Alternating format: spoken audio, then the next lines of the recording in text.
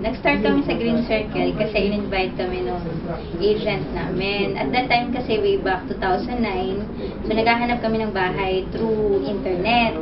And then nakilala namin yung agent na yon, and then in-invite kami na why not join yung real estate.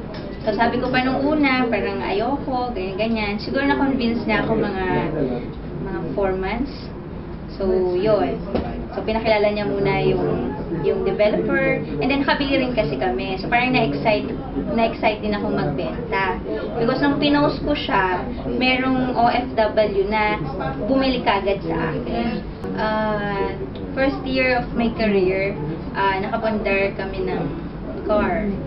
So, syempre, hindi naman sa syempre sa iba, kung magpo-focus kami into business, pero syempre, hindi naman ganun kadaling mag-produce ng, kumbaga, yung car. And then, second, naka-ano na rin kami ng house and lot. And then, ngayon, nag-aano kami ng apartment. So, nagko-construct kami ng apartment. So, yung dati, umuupa kami.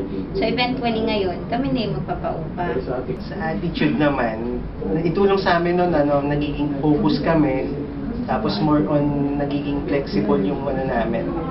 Yung attitude kasi, the more marami kang na client, mas nakita mo kung paano mag-handle nito. Naging mas positive yung namin, pananaw namin sa buhay.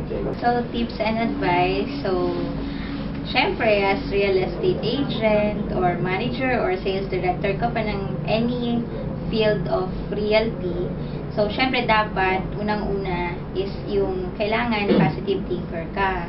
So, syempre, marami tayong ma-encounter na problems, lalo na pag buyer or kahit saang aspect sa developer, so kailangan positive lang palagi. So, syempre, hindi ka naman makakabenta kung medyo konting problem lang, magi-give up ka na. Mas maganda mangarap ka ng mas malaki. Kasi dun mo masisimulan lahat eh. Laging sa positive. Tapos pag sinimulan mo to, mangarap ka ng mataas, makukuha mo lahat yan. Big picture thinking. Siguro, ako yung parang as a name, as sales manager. Pero kasi as husband and wife, parang yung decision is both pa rin. So, sa sales, syempre tulungan kami pag sa sales. Kung ever sa recruitment, kung magaling siya dun sa taong yun, so siya yung nandoon. And then kung sa sales, may separate kasi yan. So, kung strategies, meron siyang idea. So, pinagsasama namin yung dalawa. Teamwork lang Teamwork talaga.